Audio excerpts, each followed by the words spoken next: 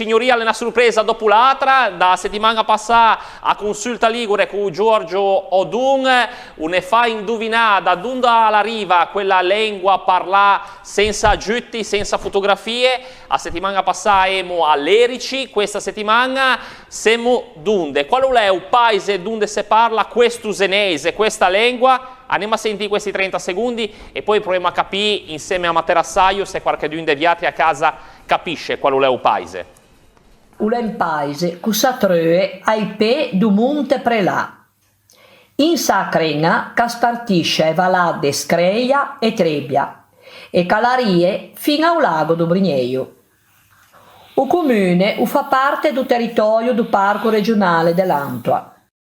Allora, è abbastanza facile, professor Bampi, credo, o quantomeno più facile per i senesi rispetto a 7 giorni fa, quando si parlava e si sentiva a Coccina dell'Erici, che non è proprio facile. E ancora da indovinare da pediatri che sei a casa il quesito di Giorgio Oddone da Consulta Ligure. Qual è il paese che parla, dove si parla cuscie? L'abbiamo tosto capito tutti, però abbiamo bisogno di sentirlo, dice di no Carolina.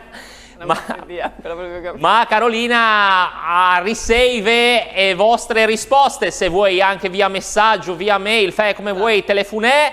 Scrivono da casa in tutto questo, dicono che il dialetto può essere o da Propata, scrivono, oppure da Torriglia. Torriglia, l'ho detto. O Propata o Torriglia? Sentiamo un po' Gianna cosa ne dice al telefono, Gianna? Buonasera, io Ciao. dico, prova a dire Toriglia. Provi a dire Torriglia, andiamo un po' a vedere con immagini, regia Salè Torriglia, stani lì Gianna?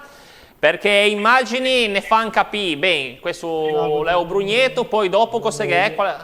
Bene, questo è il castello, quello che arrestò De Torriglia, credo proprio che la risposta di Gianna asseggia quella corretta. Chi si vede bene il castello De Torriglia in versione invernale, chi ha capito tutta, perché è una delle tante svizzere che si considera dell'entroterra. Come si chiama quello che l'ho detto da casa, Carolina?